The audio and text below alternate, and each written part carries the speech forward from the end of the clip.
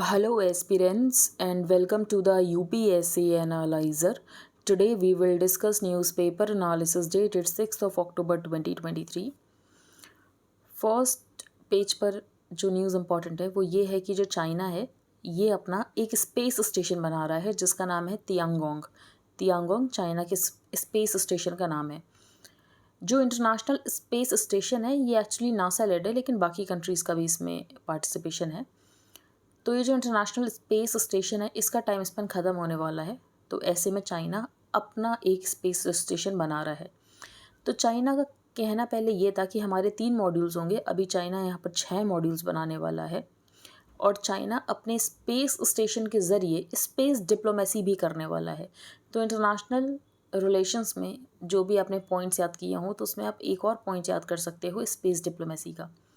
China plans to expand its space station to 6 modules from 3 in coming years, offering astronauts from other nations an alternative platform for near-Earth missions as the NASA-led International Space Station nears the end of its lifespan. तो नाम इसका Tiangong है, ये आपको पता होना चाहिए, बाकी यहाँ पर कुछ इंपॉर्टेंट नहीं है। नेक्स्ट है Zelensky holds talks with European leaders amid US add concern. तो यूएस यहाँ पर एड देगा नहीं देगा उसको लेकर बात चल रही है। अब जेलेंस्की का ये कहना है कि बहुत इंपॉर्टेंट है कि यहाँ पर यूक्रेन को लगातार एड दी जाए, क्योंकि अगर ऐसा नहीं हुआ तो जो रशिया है वो अटैक कर सकता है बाकी यूरोपियन कॉन्टिनेंट को। तो Ukraine president Volodymyr Zelensky warned European leaders Thursday कि रशिया अपने मिलिट्री कैपेबिलिटीज़ को रिबिल्ड कर रहा है और बाकी कंट्रीज़ को भी अटैक कर सकता है आने वाले 5 सालों में अगर कॉन्टिनेंट थोड़ा भी वेवर करता है सपोर्ट प्रोवाइड करने के लिए कीव को। बेसिकली यहाँ पर जेलेंस्की का ये कहना है कि आप हमें लगातार सपोर्ट प्रोवाइड करते रहो अगर हमें रशिया को काउंटर करना है। Bangladesh receives first uranium consignment for Russia built nuclear plant. अब वैसे न्यूक्लियर प्लांट इंपॉर्टेंट नहीं है, लेकिन ये हम स्पेशली डिस्कस करें क्योंकि इंडिया का भी इसमें पार्टिसिपेशन है। तो इस न्यूक्लियर प्लांट का नाम है रूपपुर न्यूक्लियर प्लांट। ठीक है, तो ये पता होना चाहिए। तो इंडिया बांग्लादेश लिख रहे हो आप, इंडिया बांग्लादेश या रशिया के बारे में कुछ लिख रहे हो तो आप लिख सकते हो कि दूसरे कंट्रीज़ में कैसे ये दोनों कंट्रीज़ कोलैबोरेट कर रहे हैं, जैसे कि Rooppur. Spain's wild fire that burn 37,000 acres reignite. तो जो स्पेनिश आइलैंड इसका नाम इंपॉर्टेंट हो सकता है प्रीलिम्स के पर्सपेक्टिव से, वरना है बिल्कुल इंपॉर्टेंट नहीं। इसका नाम है टेनेरिफ। ठीक है, टेनेरिफ जो भी है। तो on the Spanish island of Tenerife, more than 3,000 people evacuated their homes as a wildfire sparked by high temperatures and strong winds raged in a forested area. तो वर्ल्ड पेज पर इससे ज़्यादा कोई इंपॉर्टेंट न्यूज़ नहीं है। अब हम चलते हैं आगे। फर्स्ट न्यूज़ तो कल हमने डिस्कस किया था, संजय सिंह को अरेस्ट कर लिया, उससे पहले और भी लोगों को अरेस्ट कर लिया था, सत्येंद्र जैन, मनीष सिसोदिया। अभी पूरा इशू क्या है, तो इशू ये है कि 2021 में एक लिकर पॉलिसी आती है, एक्साइज पॉलिसी आती है लिकर को लेकर, और ये कहा जाता है कि इस पॉलिसी में हुआ है करप्शन। बाद में इस पॉलिसी को वापस भी ले लिया जाता है, लेकिन उसमें अभी तक अरेस्ट चल रहे हैं। अब यहाँ पर सुप्रीम कोर्ट का क्या कहना है? सुप्रीम कोर्ट का बेसिकली ये कहना है कि जो यहाँ पर ईडी है उसने मनी ट्रेल के डॉट्स को कनेक्ट नहीं किया है, सिर्फ एक अप्रूवर के बेसिस पर, जो अक्यूज्ड था बाद में जो अप्रूवर बन गया उसकी बेसिस पर आप यहाँ पर लगातार अरेस्ट किए जा रहे हो। तो ज़रूरी ये है कि आप डॉट्स को कनेक्ट करके मनी ट्रेल बताओ कि यहाँ पर मनी ने कैसे हैंड्स को चेंज किया, तो वो नहीं बताया जा रहा है, बस यही न्यूज़ है। Assembly polls soon, MP government notifies 35% job quota for women. तो अगर हम बात करें तो एमपी में इलेक्शंस आने वाले हैं, तो 35% जॉब कोटा दिया गया है विमेन को हर जगह एक्सेप्ट फॉरेस्ट डिपार्टमेंट, और 50% कोटा दिया जाएगा टीचिंग में। Must dismantle entire terror ecosystem, need ruthless approach. तो यहाँ पर जो होम मिनिस्टर उनका यही कहना है कि यहाँ पर टेरर को ख़त्म करने की ज़रूरत है, उसके लिए रूथलेस अप्रोच की ज़रूरत है। सिर्फ टेरर को कॉम्बैट करने की ज़रूरत नहीं है, पूरे इकोसिस्टम को डिसमेंटल करने की ज़रूरत है। फिर सबसे बड़ा चैलेंज क्या रहता है टेरर इकोसिस्टम को लेकर, कि इनको जो फंडिंग मिलती है, जैसे इस बार भी क्वेश्चन आया था आई थिंक मेंस में, कि यहाँ पर जो टेरर फंडिंग है वो कहाँ से आती है। तो जैसे यहाँ पर मेंशन है, हवाला से आती है, क्रिप्टो करेंसी से आती है, बाकी यहाँ पर ऑर्गेनाइज क्राइम के साथ लिंकेजेस होते हैं वहाँ से आती है, ड्रग ट्रैफिकिंग होती है, ह्यूमन ट्रैफिकिंग होती है, इन सब से आती है फंडिंग। तो इन सब को टैकल करने की ज़रूरत है, इसके लिए ग्लोबल कोलैबोरेशन की ज़रूरत है। नेक्स्ट हम चलते हैं आगे। Government and politics, India flags US envoy's visit to Pakistan occupied Kashmir, respect our sovereignty. तो बेसिकली यहाँ पर ये जो यूएस एनवॉय थे ये चलेगा पाकिस्तान ऑक्यूपाइड कश्मीर में। तो कभी भी आप इंडिया यूएस रिलेशंस के बारे में लिख रहे हो तो आप ये पॉइंट भी मेंशन कर सकते हो कि यूएस कई बार इंडिया की सेंसिटिविटीज़ को रिस्पेक्ट नहीं करता है, जैसे कि हमारी सॉवरेनिटी जो है वो रिस्पेक्ट नहीं करता है। तो ये पॉइंट आप मेंशन कर सकते हो। New Delhi has conveyed its concerns to Washington on the US ambassador to Pakistan visit to Gilgit and Baltistan, जो कि इंडिया का ये कहना है और जो कि है भी, ये इंडिया का पार्ट है जो कि पाकिस्तान ऑक्यूपाइड कश्मीर अभी तक बना हुआ है, तो which India considers to be part of Pakistan occupied Kashmir. South stands to lose 100 seats, PM rolls delimitation dice. तो अगर हम बात करें तो आपको ये बताना है कि डीलिमिटेशन कौन से आर्टिकल में है, हमने 2-3 दिन पहले डिस्कस किया है। तो डीलिमिटेशन बेसिकली यहाँ पर पॉपुलेशन की बेसिस पर होगा। साउथ की पॉपुलेशन अगर हम कंपेयर करें नदर्न स्टेट से तो कम हुई है। अब साउथ की पॉपुलेशन अगर कम हुई है और डीलिमिटेशन अगर होगा तो यहाँ पर जो साउथ की सीट्स हैं वो एक्चुअली कम हो जाएंगी। अब सदर्न स्टेट्स का ये कहना है, क्या हमने पॉपुलेशन मेजर्स को लिया, हमने अपनी पॉपुलेशन कम की तो उसके लिए क्या हमें पनिशमेंट मिल रहा है कि हमारा जो रिप्रेजेंटेशन है पार्लियामेंट में ये कम हो जाएगा। तो with several leaders in the south expressing concern that delimitation based on population might lead to a fall in their representation in the parliament, the southern states have achieved remarkable progress in the population control, लेकिन उनको बहुत ज़्यादा नुकसान हो सकता है अगर population की basis पर जब delimitation होगा। Other CMs too have raised similar concern, asking whether the South was being punished for successfully controlling its population and accomplishing population control targets set by the center itself. अब हम चलते हैं आगे। Re-examining ruling on immunity to MPs and MLAs, supreme court reserves order. तो कल ये हम news discuss कर चुके हैं। अभी न्यूज़ क्या थी कि PV नरसिम्हा राव केस में जजमेंट आता है जिसमें ये कहा जाता है कि जो भी MPs और MLAs हैं उनको प्रोसिक्यूट नहीं किया जा सकता है ब्राइब लेने के लिए, क्योंकि उनके पास प्रिविलेजेस हैं अंडर आर्टिकल 105 एंड 194। लेकिन अभी इस ऑर्डर को वापस से देखा जाएगा, री एग्जामिन किया जाएगा क्या ये सही था, क्योंकि उस समय जो माइनॉरिटी जजमेंट था, माइनॉरिटी जजमेंट का ये कहना था कि एक्चुअली जो पार्लियामेंट्री प्रिविलेजेस हैं ये ब्राइब लेने में एक्सटेंड नहीं होते हैं। तो अगर कोई ब्राइब ले रहा है तो उसको यहाँ पर प्रोसिक्यूट किया जा सकता है, भले ही वो MP या MLA क्यों ना हो। A 7-judge constitution bench of the Supreme Court on Thursday reserved its judgment on the question whether the immunity available to MPs and MLAs under Article 105 and 194 of the Constitution from prosecution will extend to cases of bribery as well. तो आपको यहाँ पर articles याद रखने, 105 parliamentary privileges, 194 यहाँ पर जो MLA के प्रिविलेजेस होते हैं वो होते हैं आर्टिकल 194 में। तो ये सब आपको पता होना चाहिए। अब हम चलते हैं आगे। Odisha's backward classes number out findings question. तो कुछ टाइम से हम डिस्कस करें बिहार का कास्ट सेंसस, लेकिन जो ओडिशा का एक्चुअली जो बैकवर्ड क्लासेस का नंबर है इसके सर्वे की जो मेथडोलॉजी है उसको क्वेश्चन किया जा रहा है। क्यों क्वेश्चन किया जा रहा है? तो एक्चुअली यहाँ पर जो सर्वे कंडक्ट हुआ है ये वॉलंटरी कंडक्ट हुआ है कि जिसको खुद से आके बताना है वो बता सकता है। ऐसे हाउस टू हाउस इन्यूमरेशन नहीं हुआ जिस तरीके से बिहार में हुआ है। A recent survey conducted by the Odisha government puts the number of socially and educationally backward classes or OBCs in the state at 39%, जबकि ये माना जाता है कि OBCs 39% से तो कई ज़्यादा हैं। The survey was voluntary and door-to-door enumeration नहीं हुआ जिस तरीके से बिहार का सर्वे में हुआ था। The participation of the ACBCs in the urban area was very low। अब ये डेटा जो है ये गवर्नमेंट ने रिलीज़ नहीं किया, ये सोर्सेज से पता चला है। अब गवर्नमेंट शायद ये डेटा रिलीज़ भी ना करें क्योंकि ये डेटा उतना करेक्ट है ही नहीं। और अगर हम ओडिशा की बात करें तो बेसिकली वहाँ पर कास्ट पॉलिटिक्स इतनी नहीं है। नेक्स्ट है अनप्रेडिक्टेबिलिटी ऑफ पतन, ये हम डिस्कस नहीं करेंगे, बिल्कुल भी इंपॉर्टेंट आर्टिकल नहीं है एग्जाम के लिए। द लॉन्ग आर्म, तो यहाँ पर वही जो दिल्ली की एक्साइज पॉलिसी है और इसमें किस किस को अरेस्ट कर लिया गया है। तो ऑथर ने ये कहा है कि सामने से ऐसा प्रतीत होता है कि जो इंस्टीट्यूशंस हैं उनका यूज़ किया जा रहा है रूलिंग पार्टी को बेनिफिट पहुँचाने के लिए, तो ये नहीं होना चाहिए। But the centre must know कि इम्प्रेशन किस तरीके से जा रहा है कि जो एजेंसीज हैं they are uncovering alleged irregularity selectively, और पॉलिटिकल स्कोर्स को यहाँ पर सेटल करने की कोशिश की जा रही है। तो स्टेट की फेयरनेस और इम्पार्शलिटी का सवाल है, ऑटोनॉमी और क्रेडिबिलिटी ऑफ इट्स इंस्टीट्यूशंस का सवाल है जो कि स्टेक पर है। तो बेसिकली इस तरीके से एक्ट नहीं करना चाहिए, यहाँ पर ट्रांसपेरेंसी के साथ एक्ट करना चाहिए। नेक्स्ट है सिक्किम वार्निंग। तो कल हमने डिस्कस किया था कि सिक्किम में फ्लैश फ्लड्स आ गई और बहुत सारे लोगों की यहाँ पर डेथ भी हो गई अनफॉर्चुनेटली। तो अगर हम बात करें तो ये फ्लड आई क्यों? तो इसका रीज़न बहुत ज़्यादा बारिश हुई, वो रीज़न तो है।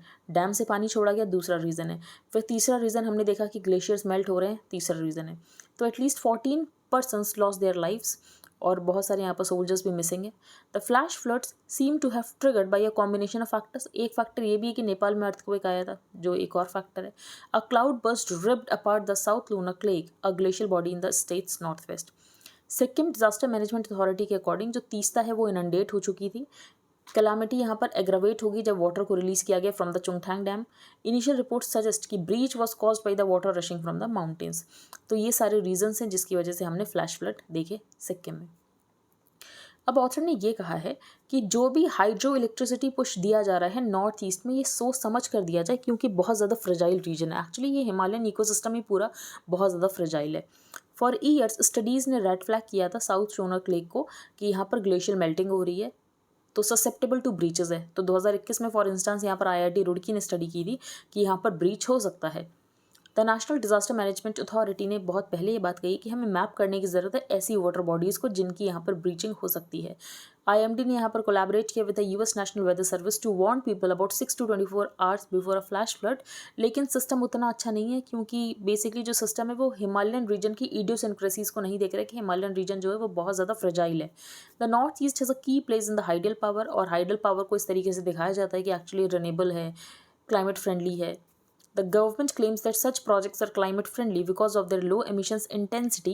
Hydroelectric power is also a major source of revenue for Sikkim, लेकिन इकोलॉजिस्ट का ये कहना है कि डैम कंस्ट्रक्शन के एडवर्स इफेक्ट्स हो सकते हैं। Volatility of rocks in the Himalayan region increase हो जाता है, और वेंसडे का डिजास्टर वार्निंग है to take such caveats seriously और रॉबस्ट सेफ्टी मैकेनिज्म को इंस्टॉल करने की ज़रूरत है। एक अनाउंसमेंट था कि अगर आपको इंडियन एक्सप्रेस का हाईलाइटेड न्यूज़पेपर चाहिए plus static notes related to every topic जो भी न्यूज़पेपर में आए हैं, तो आप इसको बाय कर सकते हो। सारी डिटेल्स आपको डिस्क्रिप्शन बॉक्स और कमेंट बॉक्स में मिल जाएगी। नेक्स्ट है the value of their work. तो विमेन ये टॉपिक ही बहुत ज़्यादा इंपॉर्टेंट है अगर हम बात करें UPSC के लिए। GS 1 2 3 4 आपको हर जगह क्वेश्चंस मिलते हैं विमेन से related. For example I think GS 3 में भी क्वेश्चन आया था इस साल, GS 2 में भी क्वेश्चन आया था, GS 4 में भी एक कोर्ट बेस्ड क्वेश्चन आया था विमेन को लेकर। तो वैल्यू ऑफ देयर वर्क, तो यहाँ पर बताया गया कि विमेन अनपेड डोमेस्टिक वर्क करती हैं, लेबर फोर्स पार्टिसिपेशन रेट बहुत ज़्यादा कम है विमेन का। As the international day of rural women approaches, तो अगर हम लेबर फोर्स पार्टिसिपेशन रेट देखें इंडिया का, तो साउथ एशियन कंट्रीज़ में सिर्फ 2 का ही हमसे कम है, बाकी हमारा ही सबसे कम है। अब ये 2 कंट्रीज़ कौन से जिनका हमसे भी कम है, तो ये पाकिस्तान अफगानिस्तान है, इनसे तो कंपेरिजन करना भी बेकार है। The periodic labour force survey data indicate करता है कि जो विमेन का लेबर फोर्स पार्टिसिपेशन रेट है ये सिर्फ 35% है, with the participation rate being 39.3% and 26.5% respectively। तो 39.3% जो है रूरल एरिया में है और अर्बन में 26.5% है। नोटेबली 2017 से 2021 जो विमेन का लेबर फोर्स पार्टिसिपेशन रेट है ये इंक्रीज तो हुआ है relative to man, particularly in the rural areas. लेकिन अगर हम बात करें तो जो वेज गैप है ना ये बहुत ज़्यादा है रूरल एरियाज़ में, और जो सेल्फ एम्प्लॉयमेंट में वेज गैप है ये तो और भी ज़्यादा है। तो education and age group wise classification of labour force participation rate reveals that जो रिसेंट इंक्रीज हुआ है rural women labour force participation rate में, ये एक्चुअली सेल्फ एम्प्लॉयमेंट की वजह से हुआ है। क्योंकि जो विमेन ये एग्रीकल्चर में काम करती हैं, आपने ये एक कीवर्ड पढ़ा होगा, फेमिनाइजेशन ऑफ एग्रीकल्चर हो रहा है, feminisation of informal work force हो रहा है। तो nearly 3/4 of the rural working women were involve in agriculture and allied activities, and more than half worked as unpaid family helpers. Rural women working as regular and casual wage workers, ज़्यादा इनको gender veg gap face करना पड़ता है compare to urban women. तो basically जो इनके mail counter part को salary मिलती है इनको उतनी नहीं मिलती है, इनको उतने वेज नहीं मिलते हैं। A significant proportion of the women are involve in unpaid, जैसे कि अगर हम बात कर सकते हैं तो केयर इकॉनमी में है, but essential activities are not considered within the labour force. Though ये प्रोपोर्शन डिक्लाइन हुआ है 60% था पहले, अभी 46% हो गया है, क्योंकि जो विमेन का इंगेजमेंट है इन ओनली डोमेस्टिक चोर्स ये डिक्लाइन हुआ है। The time use survey reveals that on average जो विमेन है ये डेली 5 घंटे अपने देती है अनपेड डोमेस्टिक सर्विसेज में and 2 hours in unpaid care giving services in rural areas, जो कि मेन से बहुत ज़्यादा है। रूरल विमेन 7 घंटे देती है growing crops for the market and house hold use in 2019। तो हम देख रहे हैं कि जो अनपेड वर्क है ये कितना ज़्यादा इंट्रेंच है विमेन के लिए। अब विमेन का इतना ज़्यादा क्रूशियल रोल है एग्रीकल्चर में, जैसे हम बात करते हैं फेमिनाइजेशन ऑफ एग्रीकल्चर हो गया, लेकिन उसके बाद भी विमेन के पास लैंड होल्डिंग कितनी है, सिर्फ 14.7%। तो हमें लैंड होल्डिंग में भी जेंडर डिस्पैरिटी दिख रही है।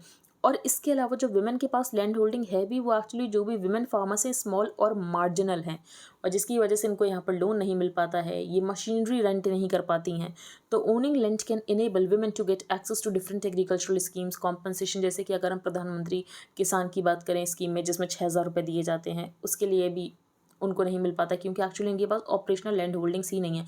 प्रधानमंत्री फसल बीमा योजना में अगर क्रॉप्स को यहाँ पर नुकसान हो जाता है तब भी इनको कॉम्पनसेशन नहीं मिल पाता है। तो recently there has been a shift in the union government's expenditure on agriculture and the allied sectors, जैसे कि यहाँ पर 2 स्कीम्स की बात की गई है, पीएम किसान एंड प्रधानमंत्री फसल बीमा योजना। अगर हम यहाँ पर विमेन बेनिफिशियरीज देखें तो बहुत कम है, सिर्फ 15% farmers receive financial benefit from प्रधानमंत्री फसल बीमा योजना and 25% women farmers under PM किसान। सिंस लैंड ओनिंग ये मेजर क्राइटेरिया है for getting benefits of these 2 schemes, और विमेन के नाम पर लैंड होता नहीं है, जिसकी वजह से विमेन का यहाँ पर एक्सक्लूजन हो रहा है। The unpaid, unaccounted and underpaid contribution of the rural women not only in agriculture but the overall rural economy must be counted, along with the inclusion of the landless marginal women farmers in government agricultural schemes to combat gender equality in the rural India. Next है a bank for the future. तो actually यहाँ पर Indian express ने एक initiative शुरू किया है कि हमारे इंस्टीट्यूशंस किस तरीके के होने चाहिए। जैसे कि आप देख सकते हो एन एक्सप्रेस सीरीज़, हमारे इंस्टीट्यूशंस किस तरीके से होने चाहिए। तो सबसे पहले यहाँ पर बात की गई बैंक्स की, कि बैंक्स हमारे कैसे होने चाहिए। तो बैंक्स को लेकर अगर हम बात करें तो ऑप्टिमिज्म लगातार ग्रो हो रहा है। हमारा बैंकिंग सेक्टर बहुत ही ज़्यादा रॉबस्ट है। हमने फाइनेंशियल क्राइसिस देखी, लेकिन एक्चुअली इंडिया के बैंकिंग सेक्टर के ऊपर ज़्यादा फर्क नहीं पड़ा। ऑफकोर्स थोड़ा बहुत फ़र्क पड़ा, पर उतना नहीं पड़ा। जैसे कि सिलिकॉन वैली बैंक यहाँ पर कोलैप्स हो गई, लेकिन इंडिया के ऊपर उसका उतना फ़र्क नहीं पड़ा। The growing optimism over India across the world today is indicative of a premium being placed on the country's governance structure and its policy apparatus. तो सबसे पहले यही बताया गया कि 2008 की फाइनेंशियल क्राइसिस आ गई, यूरोपियन डेट क्राइसिस हो गई, कोविड-19 पैंडेमिक हो गया, रशिया यूक्रेन वॉर हो गया। These emergencies have tested the limits of human knowledge. फिर यहाँ पर सरकार ने क्या क्या स्टेप्स लिए हैं, और अगर हम बात करें तो बैंकिंग सिस्टम पूरा डिजिटल होता जा रहा है, कि फाइनेंशियल सर्विसेज को डिजिटली डिलीवर किया जा रहा है, प्रोडक्ट डिफ्रेंसिएशन हो रहा है, कस्टमाइजेशन हो रहा है using the help of artificial intelligence, crypto currencies, cyber attacks का यहाँ पर खतरा बढ़ जा रहा है। तो बेसिकली ये है कि जैसे जैसे हम टेक्नोलॉजी को ज़्यादा अडॉप्ट कर रहे हैं तो यहाँ पर रिस्क भी ज़्यादा बढ़ते जा रहे हैं। तो फॉर एग्जांपल अगर यहाँ पर यूपीआई बेस्ड कुछ भी ट्रांजैक्शन होता है तो ज़रूरी यह है कि वो सिक्योर्ड ट्रांजैक्शन होना चाहिए। तो ease of banking now comes with added responsibility to ensure कि क्रिटिकल सपोर्ट इंफ्रास्ट्रक्चर होना चाहिए कि सिक्योर पेमेंट सेटलमेंट सिस्टम हो सके। क्लाइमेट चेंज एक बहुत emerge as a major challenge for the banks. अब क्लाइमेट चेंज यहाँ पर मेजर चैलेंज क्यों है बैंक्स के लिए, क्योंकि अब क्लाइमेट चेंज को लेकर यहाँ पर इक्वल बट डिफरेंशिएटेड रिस्पॉन्सिबिलिटी की बात की जा रही है। तो जो भी यहाँ पर फाइनेंस प्रोवाइड करेगा ये एक्चुअली बैंक्स ही तो फाइनेंस प्रोवाइड करेंगे। तो banks are expected to be major financiers in the fight against climate change. तो risk management practice of banks have to account for this, कि यहाँ पर आप कार्बन अकाउंटिंग मैकेनिज्म कर सकते हो। तो ऐसा कुछ करने की ज़रूरत है, क्योंकि क्लाइमेट चेंज, आप ये क्लाइमेट चेंज हर जगह पॉइंट लिख सकते हो। फॉर एग्जाम्पल कंपनीज को नुकसान हो रहा तो उसका रीज़न भी क्लाइमेट चेंज है। फर्स्ट पेज पर एक्चुअली ये न्यूज़ हमने स्किप कर दी क्योंकि ज़्यादा इंपॉर्टेंट थी नहीं, लेकिन यहाँ पर बताया गया था कि जो इंडिया इनकॉर्पोरेटेड कंपनीज हैं इनके लिए climate change single biggest business risk है। क्यों? क्योंकि यहाँ पर प्रोडक्ट की डिमांड बहुत ज़्यादा इन्फ्लुएंस होती है क्लाइमेट के हिसाब से। अगर हम किसी सॉफ्ट ड्रिंक की बात करें तो उसकी डिमांड ज़्यादा तब होगी जब ज़्यादा गर्मी होगी, ठंडों में हो सकता है कि डिमांड उसकी कम हो। तो weather influences sales and the bottom line, irregular climate is an uncertainty that is biting companies plans and profits. यहाँ पर रेनफॉल पैटर्न कैसा है, इसकी वजह से बहुत ज़्यादा इफेक्ट होता है किसी भी प्रोडक्ट की डिमांड। तो आप क्लाइमेट चेंज हर जगह मेंशन कर सकते हो, बैंक्स में आप क्लाइमेट चेंज मेंशन कर सकते हो, जैसे हमने कंपनीज में देखा वहाँ पर आप क्लाइमेट चेंज मेंशन कर सकते हो। बाकी सरकार ने यहाँ पर क्या क्या स्टेप्स लिए, तो इंसॉल्वेंसी एंड बैंक्रप्सी कोड लेकर आए थे, national bank for financing infrastructure and development NAFED ये बनाया गया है, बैड बैंक्स बनाए गए हैं, NARCL IDRCL। नेक्स्ट है इंटरनेट अप्स एंड डाउन्स। तो इस आर्टिकल में आपको ज़्यादा पॉइंट्स नहीं मिलेंगे। तो ऑथर ने बेसिकली ये कहा है कि ये जो इंटरनेट शटडाउन किया जाता है कि हमें लॉ एंड ऑर्डर को मेंटेन करना है, जिसकी वजह से हम इंटरनेट शट डाउन कर रहे हैं, तो इसकी वजह से जो पब्लिक ट्रस्ट है ये इरोड होता है। तो मणिपुर में क्या हुआ था, मणिपुर में सितंबर 23 को इंटरनेट को वापस से रीस्टोर कर दिया गया था, ये कहते हुए कि law and order situation improve हो चुकी है। लेकिन उसके 2 दिन के बाद ही एक वीडियो वायरल होती है जिसमें ये दिखाया जाता है कि 2 मैते स्टूडेंट्स को मार दिया गया है, और उसके बाद वापस इंटरनेट को बंद कर दिया जाता है। तो ऑथर ने बेसिकली ये बताया कि इंटरनेट बंद करने की वजह से वायलेंस नहीं ख़त्म होता है, हमें वो वायलेंस दिखता नहीं है। तो इसकी वजह से क्या होता है, एक्चुअली पब्लिक अकाउंटेबिलिटी कम हो जाती है। जैसे कि 2 जब यहाँ पर इंटरनेट खोला गया तो 2 दिन के बाद तो यहाँ पर वीडियो रिलीज़ हो गई। उससे पहले किसी को पता ही नहीं था कि 2 मैथिक स्टूडेंट्स को मारा गया। तो वो बात हमें तब पता चली जब यहाँ पर इंटरनेट को रीस्टोर किया गया। तो एक्चुअली इंटरनेट अगर होता है तो पब्लिक अकाउंटेबिलिटी बढ़ जाती है, सरकार की अकाउंटेबिलिटी यहाँ पर बढ़ जाती है। तो in this climate of mistrust and fear one can argue that shutdowns serve the government more than the citizens, क्योंकि यहाँ पर जो गवर्नमेंट है उसकी अकाउंटेबिलिटी रिड्यूस हो जाती है। In the absence of accountability from centres of privilege power and profit, internet shutdowns will continue to metastasise on our body politic to prevent public assembly and protest. और author ने ये भी prove किया था, अगस्त में एक आर्टिकल आया था सेम ऑथर का, कि एक्चुअली इंटरनेट शटडाउन की वजह से वायलेंस कम नहीं होता है। वायलेंस हमें दिखता नहीं है और हमें लगता है कि कम हो गया, ठीक है, आंख बंद कर लेने से वायलेंस नहीं कम हो जाता है। In name of the Telangana's new university, तो हमने डिस्कस किया था कि एक सेंट्रल ट्राइबल यूनिवर्सिटी बनाई जा रही है जिसका नाम रखा जाएगा समक्का और सरक्का पर। तो समक्का और सरक्का हैं क्या? तो एक्चुअली ट्राइबल डीटीज़ हैं। एक बार हम डिस्कस कर लेते हैं, क्योंकि जो फेस्टिवल है बहुत बड़ा फेस्टिवल होता है, कुंभ के बाद सबसे ज़्यादा यहाँ पर लोग आते हैं। On Wednesday the union cabinet approved a tribal university for Telangana, तो सरक्का सेंट्रल ट्राइबल यूनिवर्सिटी। और ये मदर डॉटर डुओ है समक्का सरक्का का, जिनको कि बहुत ज़्यादा रिस्पेक्ट किया जाता है by the local tribal community. एक फेस्टिवल भी मनाया जाता है, तो समक्का सरक्का जतारा फेस्टिवल। ये स्टेट फेस्टिवल डिक्लेयर किया गया था 1996 में। Until 1998 only way to reach Medaram was on a bullock cart, लेकिन उसके बाद यहाँ पर एक रोड बना दी गई है। The Sammakka Saralamma Jatara considered among the largest gatherings of the tribal people in the world, और कोया ट्राइब में इसको बहुत ज़्यादा मनाया जाता है ये जो फेस्टिवल है। द मिनिस्ट्री ऑफ टूरिज्म ने इसको ट्राइबल सर्किट का भी पार्ट बनाया। तो स्वदेश दर्शन स्कीम्स में अगर आपको पता हो तो बहुत सारे सर्किट है, जैसे कि बुद्धिस्ट सर्किट है, रामायण सर्किट है, तो ट्राइबल सर्किट में इसको इंक्लूड किया गया है। UNESCO world heritage site of Ramappa temple is located about 15 kilometre from Mulugu. तो ये मुलुगु में मनाया जाता है। ये सब कुछ आपको बस थोड़ा बहुत पता होना चाहिए, इससे ज़्यादा नहीं। नेक्स्ट है Nagorno Karabakh conflict and India. तो यहाँ पर आपको रीजन दिख रहा होगा नगोर्नो काराबाख, जो कि आर्मेनिया एंड अज़रबाईजान के बीच का डिस्प्यूट था, लेकिन अज़रबाईजान ने अभी से पूरी तरीके से कैप्चर कर लिया है, और जो भी यहाँ पर आर्मेनियंस हैं वो यहाँ से जा रहे हैं। The conflict between Armenia and Azerbaijan over Nagorno Karabakh is called one of the frozen conflicts, लेकिन सितंबर 19 में वापस से इरप्ट होता है और अज़रबाईजान एक ऑफेंसिव अटैक करता है। 24 घंटे के अंदर अंदर विक्ट्री डिक्लेयर कर लेता है over the separatist province of Nagorno Karabakh. तो बेसिकली यहाँ से आर्मेनियंस जो हैं वो जा रहे हैं और अज़रबाईजान ने इस पूरे एरिया को ऑक्यूपाई कर लिया है। अब इंडिया के लिए एरिया क्यों इंपॉर्टेंट हो सकता है? रशिया से कनेक्ट करने के लिए, यूरोप से कनेक्ट करने के लिए, कि अगर हम पाकिस्तान को बाईपास करना चाहते हैं और यूरोप से कनेक्ट करना चाहते हैं, रशिया से कनेक्ट करना चाहते हैं, जिसकी वजह से ये एरिया इंपॉर्टेंट हो सकता है। फिर यहाँ पर बताया गया कि 1994 में भी सीज़ फायर कराई थी रशिया ने। Azerbaijan is said to have got support from the Turkey and Pakistan. तो अज़रबाईजान को यहाँ पर टर्की और पाकिस्तान से सपोर्ट मिलता है।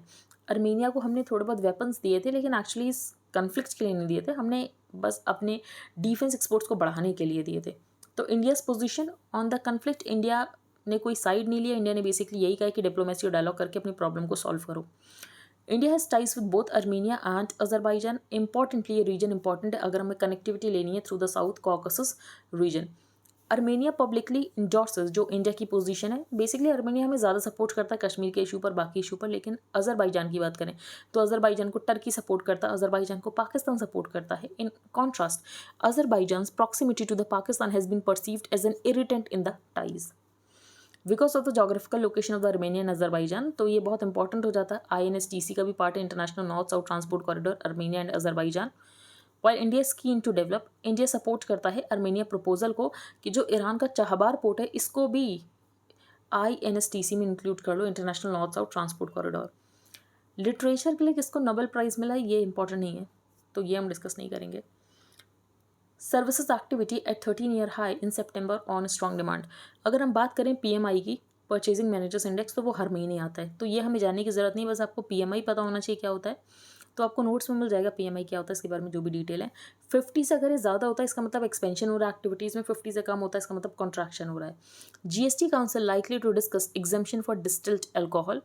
तो यहाँ पर जो डिस्टिल्ड एल्कोहल हो सकता है उसको एग्जेम्प्ट कर दिया जाए फ्रॉम द इनडायरेक्ट टैक्सेस। बाकी यहाँ पर मोलासेस के ऊपर GST कम करने की बात की जा रही है। will also consider a proposal to lower GST on molasses to 5%। अभी 28% है। molasses क्या होता है? तो molasses एक्चुअली जो शुगर प्रोडक्शन है उसका बाई प्रोडक्ट होता है, जिसको कि यहाँ पर एल्कोहल बनाने के लिए यूज़ किया जाता है। इंडिया UAE ने यहाँ पर MOU साइन किया है इंडस्ट्रीज़ को लेकर, एडवांस टेक्नोलॉजी को लेकर। Set sets aside SEBI's insider trading. तो इनसाइडर ट्रेडिंग तो आपने पढ़ा होगा इकॉनमी में। सेबी के जो ऑर्डर है उसको चैलेंज किया जाता है सेट में, ये बस मुझे आपको बताना था। सेट या सिक्योरिटीज अपीलेट ट्रिब्यूनल। वैसे ही जो ट्राई के ऑर्डर्स हैं उसको चैलेंज किया जाता है TDSAT में। TDSAT क्या है? Telecom dispute settlement and appellate tribunal. तो बेसिकली यहाँ पर TDSAT का क्या कहना है कि जो OTT प्लेटफॉर्म्स हैं ये ट्राई के जुरिस्डिक्शन में नहीं आते हैं। ट्राई क्या है? Telecom regulatory authority of India. क्यों नहीं आते हैं? क्योंकि OTT प्लेटफॉर्म्स को कोई भी लाइसेंस लेने की ज़रूरत नहीं होती, कोई भी परमिशन लाइसेंस की ज़रूरत नहीं होती, जिसकी वजह से ट्राई में नहीं आते हैं। ठीक है, तो ये किस में आएंगे? तो एक्चुअली IT मिनिस्ट्री में आएंगे, क्योंकि ये रेगुलेट होंगे under the information technology rules 2021। तो आई होप आपको सब कुछ क्लियर हो गया हो। अगर आपका कोई भी डाउट है तो आप टेलीग्राम ग्रुप पर पूछ सकते हैं। रात में 10:30 बजे होता है doubt session. And if you liked the analysis then please like share and subscribe. Thank you and have a nice day.